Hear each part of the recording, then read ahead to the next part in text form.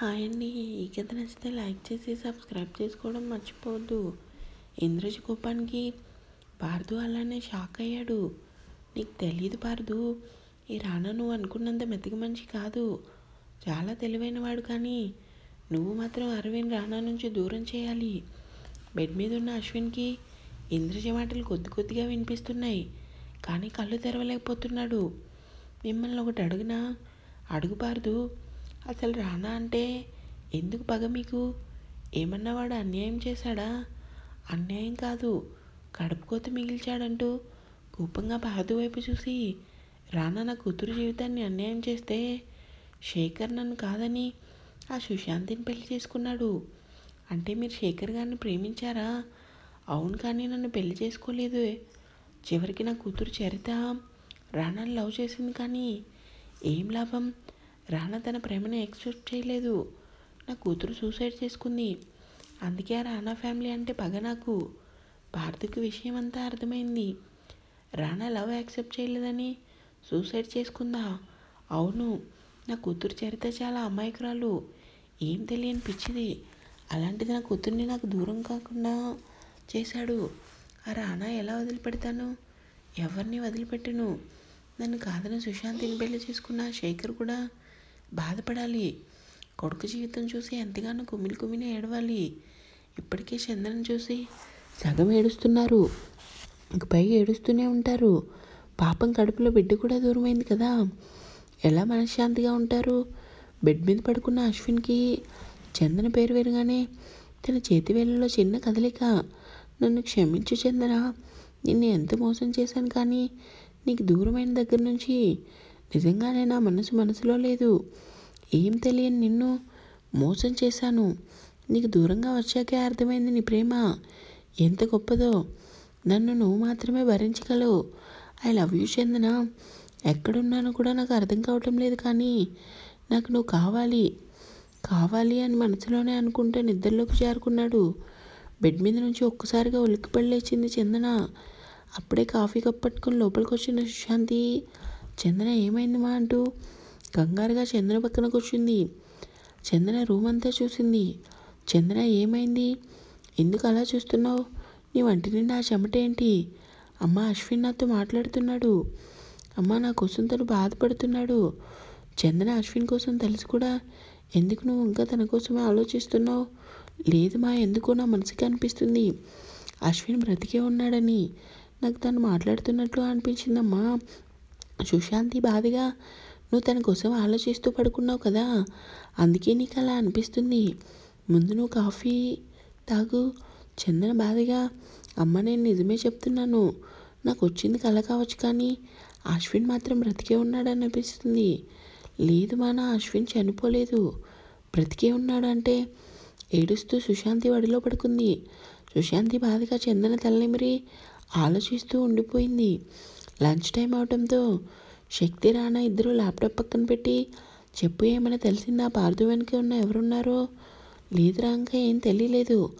చూద్దాం, మనుషుల్ని పెట్టాం కదా, వాడు ఎక్కడెక్కడ తిరుగుతున్నాడో మనకి అన్నీ తెలుస్తాయి.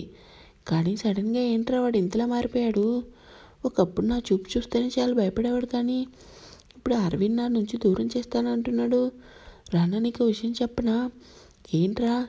ఎందుకు నువ్వు నీ ప్రేమ కోసం అరవింద్ చెప్పటం లేదు? నువ్వు లేట్ చేయడం అంత కరెక్ట్ కాదు. ఒకవైపు పార్దు అరవి కోసం ఆరాటపడుతున్నాడు. పైగా అరవి తన మరదలని వాడికి తెలిస్తే వాడు ఇంకా రెచ్చిపోతాడు. టైం కూడా అంత లేదు.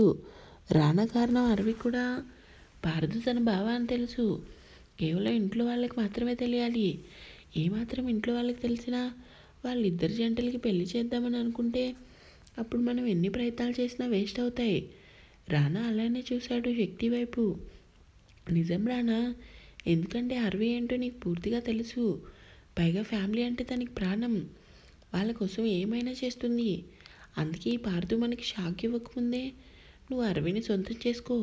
నువ్వు చెప్పేది నిజమేరా, కానీ నాన్న చేసిన తప్పును కప్పిపుచ్చి అరవిని ఎలా సొంతం చేసుకోగలను?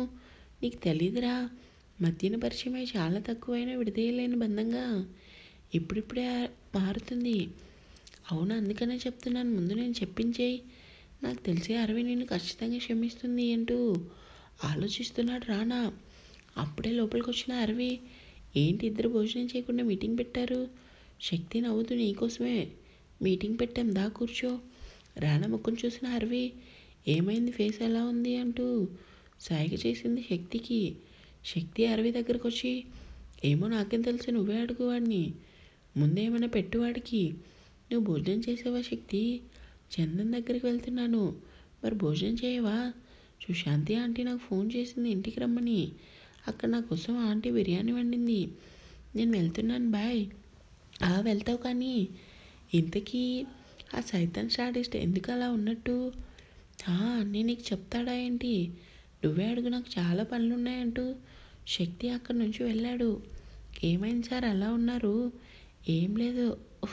అయిందా వర్క్? సార్ ఇప్పుడే అయిందంటూ అరవి తన బాక్స్ ఓపెన్ చేసి రానా ముందు పెట్టి, ముందు తినండి, నాకు ఆకలిగా లేదే, నువ్వు తినే. మీరు లంచ్ బాక్స్ ఎందుకు తెచ్చుకోలేదు? అమ్మ ఇంటికి వచ్చేయమంది లంచ్కి, వెళ్ళే ఓపిక లేదు, అందుకే శక్తి వెళ్ళాడు. తినకుండా ఏం చేద్దామని, ముందు తినండి అంటూ బాక్స్ ఓపెన్ చేసి రానా చేతిలో పెట్టి టేబుల్ మీద ఉన్న ఫైల్స్ అన్నీ నీట్గా పక్కన పెట్టి రానా వైపు చూసింది. ఏమైంది, తినకుండా అలా చూస్తున్నావు? నువ్వు తినిపించి అప్పుడు తింటాను. శక్తి మాటలు నిజం అనిపించే ఒక స్టెప్ ముందుకు వేస్తున్నాడు రానా. అరవి క్లోజ్ అవ్వాలని. నువ్వేమైనా చిన్నపిల్లాడివా? తింటాం వచ్చు కదా, తిను అంటూ కోపంగా చూసింది. నడుం దగ్గర ఉన్న చీర పక్కకు జరగడంతో ఆమె నడువంపు క్లియర్గా కనిపిస్తుంది రానాకి. అతని చూపు ఆమె నాభి అందాల దగ్గర చిక్కుకొని బయటికి రాను అంటూ మారం చేస్తున్నాయి. ఎంత చూడకూడదా అనుకున్నా తనని తాను కంట్రోల్ చేసుకోలేక అలానే చూస్తూ ఉండిపోయాడు. అరవి మాత్రం లొడ వాగుతూనే హ్యాండ్ వాష్ చేసుకొని రానా చేతిలో ఉన్న బాక్స్ తీసుకొని అతనికి భోజనం తినిపిస్తుంటే రానా మాత్రం ఆమె నడుమునే చూస్తున్నాడు. ఏమైంది, నేను ఎప్పుడు వాగినా సీరియస్ లుక్ ఇచ్చేవాడు, ఇప్పుడేంటి చూపు ఎక్కడో పెట్టాడు అనుకొని తనని తాను చూసుకుంది. నడుము దగ్గర చీర పక్కకు జరగడంతో కోపంగా చీర కవర్ చేసుకొని కోపంగా రానా నోట్లో కావాలని పచ్చిమిర్చి ముక్క పెట్టింది. ఊహాలోకంలో ఉన్న రానా నోటికి ఘాటు తగిలేసరికి ఈ లోకంలోకి వచ్చి కంగారుగా అరవి వైపు చూశాడు. అరవి నవ్వుతూ చూసింది. ఏంటి సార్, ఏమైంది, మండుతుందా? ఏంటి అలా పచ్చిమిర్చి నోట్లో పెట్టేశావు? నీ మెంటల్ ముందు వాటర్ ఇవ్వు. ఇవ్వవే బాబు, నోరు మండిపోతుందంటూ వాటర్ కోసం చూశాడు.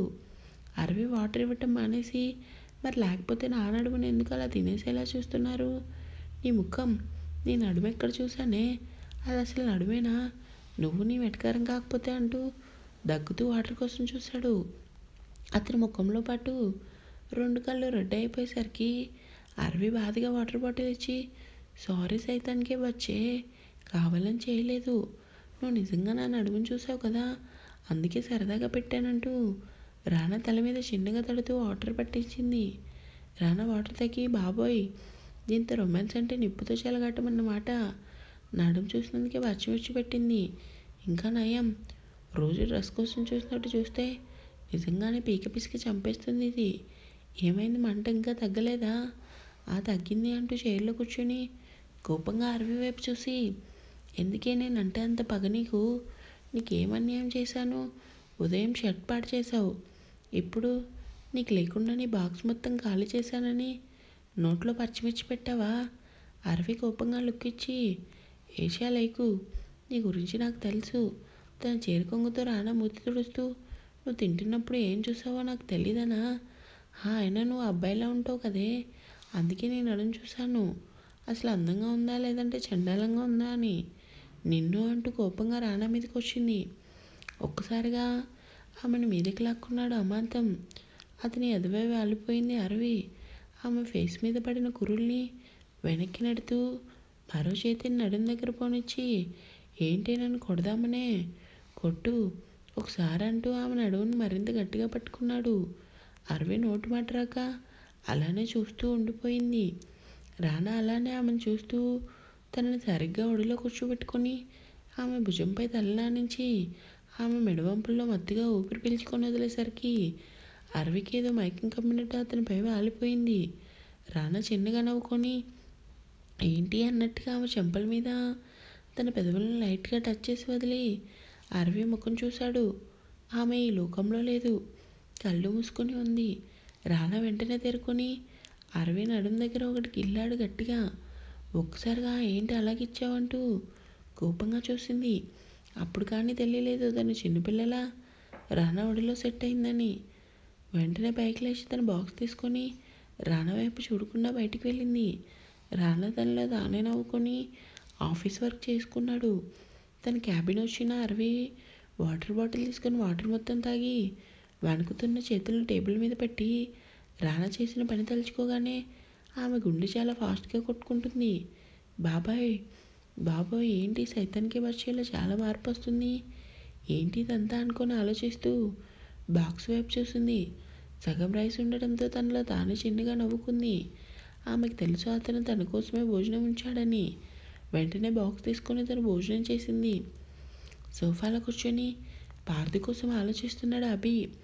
నైట్ నుంచి తన కొడుకుని గమనిస్తున్న శ్రీకాంత్ ఏమైంది వీడికి, నిన్నటి నుంచి అలానే ఉన్నాడు, ఆఫీస్ టెన్షన్ అయితే కాదు, ఇంకా ఏదో ఉంది, ముభావంగా ఉంటున్నాడు, సరిగా భోజనం చేయటం లేదు, ఎప్పుడు చూసినా ఏదోటి ఆలోచిస్తూనే ఉంటున్నాడు. ఏవండి భోజనం చేయరా, పార్థు రాగానే అందరు కలిసి చేద్దాం, నీకు ఆకలిస్తే నువ్వు చేసే రేఖ. లేదండి పార్థు రాగానే అందరం కలిసి భోజనం చేద్దామని రేఖ తన రూమ్కి వెళ్ళింది. శ్రీకాంత్ అభి పక్కన కూర్చొని అభి భుజంపై చేయి వేసి ఏమైంది నాన్న అలా ఉన్నావు. ఏం లేదు నాన్న, నిజం చెప్పరా, ఎందుకు అలా ఉంటున్నావు, అసలు ఏం జరిగింది.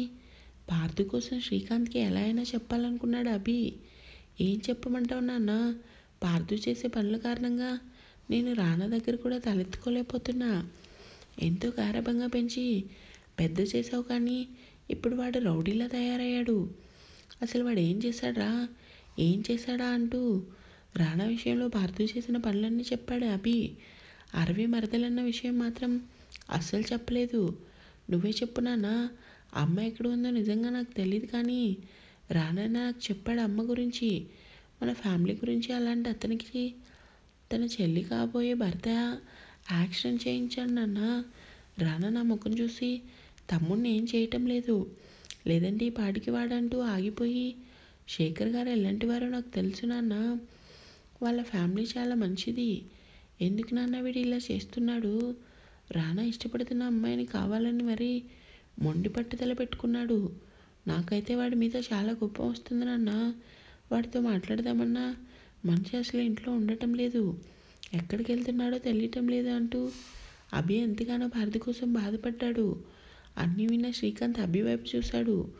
చిన్నప్పటి నుంచి పార్థుని తనని ఎంత బాగా చూసుకున్నాడో శ్రీకాంత్కి తెలుసు. ఒక రేఖ విషయంలో కోపంగా ఉంటాడు కానీ నా కొడుకు చిన్నప్పటి నుంచి బాధ్యతగానే ఉంటాడు.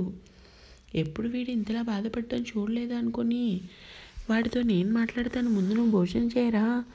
లేదు నాన్న నాకు ఆకలిగా లేదు అంటూ తండ్రి ఒడిలో పడుకొని శ్రీకాంత్ చేతిని పట్టుకున్నాడు. ఇంకా ఉంది.